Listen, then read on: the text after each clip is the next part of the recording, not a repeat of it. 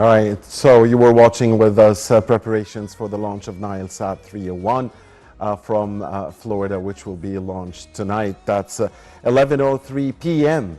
Cairo local time, so that's in less than 14 hours time, the launch of Nilesat 301. Now back to our main topic here on the breakfast show. It's been exactly 8 years to the day since His Excellency President Sisi assumed office, and we'll be talking about the achievements in the economic field, in the sustainable development area, in youth and women empowerment, and health and education, and much more with our dear guests now over the phone. The distinguished Dr. Yomn Hamaki, Professor of Economics, Ain Shams University, and a former member of the Shura Council. Thank you very much, Dr. Yomn, for joining us. Always a pleasure to have you with us. A very good morning to you. Thank you. Good morning, Karim. A very good morning to you, Dr. Yomn. So where would you like to start? I mean, if we talk about the economy, we've seen the mega infrastructure projects. We've seen the creation of jobs. We've seen many challenges starting from the war on terror, and then the COVID-19, and then the Russia-Ukraine war. We've seen great initiatives like Haya Karima or Decent Life to try to alleviate the pressures on the citizen, resilience for the banking system, as always. Where would you like to start? Actually, I would like to start by, from my point of view, the most important achievement of President El-Sisi actually is enlarging the opportunities of economic growth for all the surface of Egypt, which means that we used to live on just 5% on the geographic area, and this means that we are not using our resources and exploiting our resources efficiently.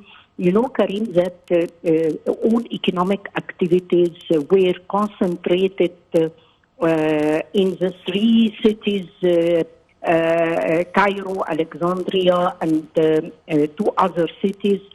Nowadays, you can see economic zones. You can see Sinai by extending, the tunnels to link all the surface of Egypt into Sinai. So Sinai is a very important part of Egypt, and it's full of resources according to our studies as economists. From here it comes that nowadays, with recycling of water of Bahr al-Bahr and the capability of reclamation of land of Sinai by approximately 1 million faddans to be cultivated, you can have, clusters, industrial parks. All this nowadays can be available to be implemented in Sinai. So Sinai nowadays is going to be an active part of Egypt. So this is a very important achievement from my point of view. Right. Another point is connecting the other parts of Egypt that they didn't actually take, surveillance from last leaders, like Upper Egypt, like the New Valley. All these areas nowadays you can find, reconstruction, mega project, all facilities and infrastructure that are necessary in order to manage to start business, to exploit resources efficiently. So this is, from my point of view, the most important achievement of President El-Sisi. Right. Dr. Yomn, I want to talk about the health file, if you will, because we had that, campaign for 100 million Egyptians for combating the virus C, and that was before the corona, and we dealt with the coronavirus pandemic in a very sound way. So could you talk to us about that file? And also in the Decent Life initiative, there is great care for, for clean water and so on. So there is great care for the health of the Egyptian citizen. Can you talk to us about that file? Yes, And how, yeah. yes, Karim, and you are quite right. And this is actually a very important achievement too, because health can be regarded as a very important asset for human productivity, for enhancing the quality of life for human beings. And we used to suffer a lot, a very high percentage of virus C attacked, millions of Egyptians and affected seriously their capability to produce. And those people, they haven't the potentiality to be cured, so because of the very high cost of medicines of virus C. So by introducing such a very important project in order to make medicines available for all those people infected by virus C. And nowadays Egypt has declared a country without virus C. This is actually a major achievement and very important achievement for the productivity.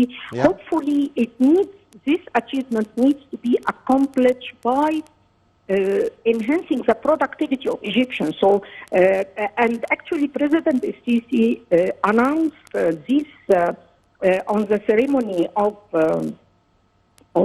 the Day of Labor, the 1st of May. He announced that he's going to introduce for the coming period a strategy for recruitment and training. Training for recruitment, which means that training should be quite related to the requirements of the labor market. And from here, this needs combating virus C and improving the health of Egyptian people. Other things, a lot of things can be mentioned here, a lot of initiatives to enable Egyptians to be cured and to have the operations. Lately a very important figure have been declared, which is the operations that have been done for poor people that they cannot afford health costs.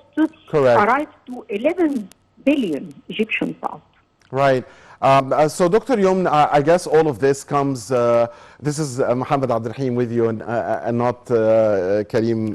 Karim, I thought from your voice. No, it's Mohammed with you, Dr. Yomn. Always a pleasure to talk to you and be with you on the program. Now, because your voice is quite familiar to me, Mohammed. Okay.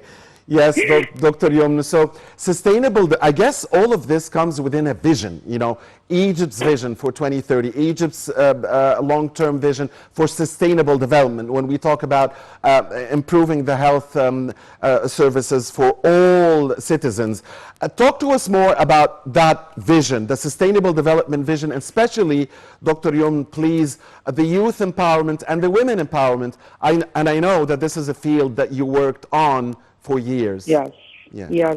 yes, indeed. And thank you for your question. This is a very important question because for Egypt, actually, we still have very low participation of Egyptian women despite all efforts. And this period witnessed actually great efforts towards empowerment of women.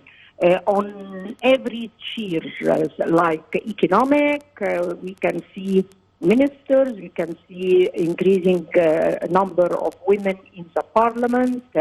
Economically, still the percentage is still quite low. So nowadays we have several strategies and initiatives in order to enhance economic empowerment of women and to enlarge their potentialities in the labor market.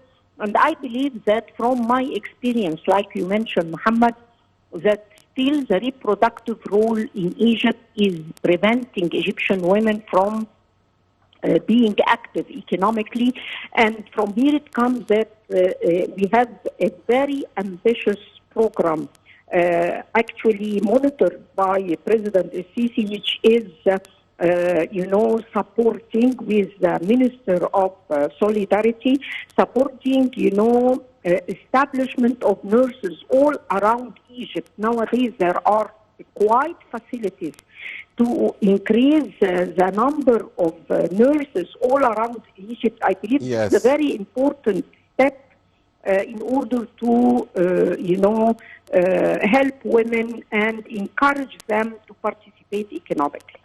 Yes, Dr. Yomn, there are growing calls now in Egypt, repeated calls, first of all, for more participation from the part of the private sector into the economy with incentives given. And Dr. Yomn, are you still with us? Do we still, Dr. Yomn, can you hear me? So can we please get Dr. Yomn back online, because I guess we've lost the connection temporarily. So we were going to be talking about the role of the private sector and the incentives given to the private sector to have a bigger role in the economy so as to create more jobs in the free market we have now, and also the importance of the flexibility that the central bank has shown in dealing with inflation and with different situations and within the light of the economic reform program that we have. I think we've got Dr. Yomn back. Thank you for fixing the technical failure, my dear colleagues here at the studio. So Dr. Yomn, can you give us your insight on incentives given to the private sector and the need indeed for the private sector to have a bigger role in the economy? That's the first point. Yes, please. Can you hear me, Muhammad? Can you hear me? Yes, doctor, yes. Yes. Okay. This is, nowadays the ministers and our prime minister has announced, a very important strategy to enhance the role of private sector in the economy. Imagine, Muhammad, that the participation of the private sector is only 30% in economic activities, and what our prime minister has announced that we need to increase this percentage into 60%. So it needs a lot of work to be done. First of all, we have to enhance the environment for investors, and we know lately that several aspects had affected seriously such environment. Different procedures and several procedures from different ministers.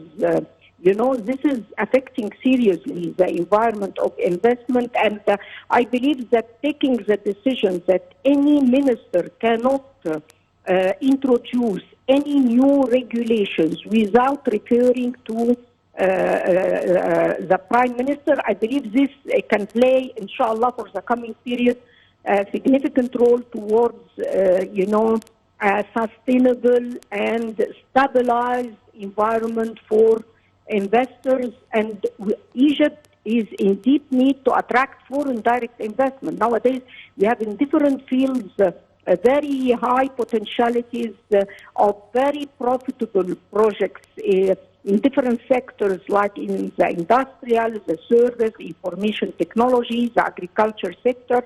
And from here it comes the importance of enhancing the environment of investment so that we can attract such investment. And as you see, Muhammad, nowadays the international economy is suffering from several, crises and becoming a hub for, as Egypt, for investment coming to for Africa and for the Arab areas. I believe this can be very important for Egypt for this period. Yes, two more points, Dr. Yomn. So this is the penultimate question, if you allow me. Taking care of the local product and increasing local products, to increase our exports and to depend on our local products. How important is this at this stage? And we've heard, the president and the government talking about this more than once.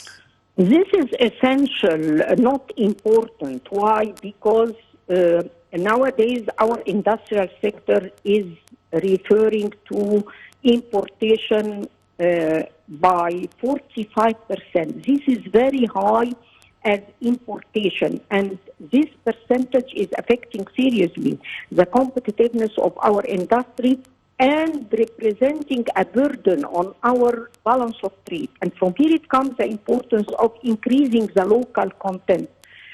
Besides other very important reasons are generating more opportunities of job, because if you increase the local content of these industries, yes, you can invest in thousands of projects that may generate opportunities of job, and this is actually what we need for this period.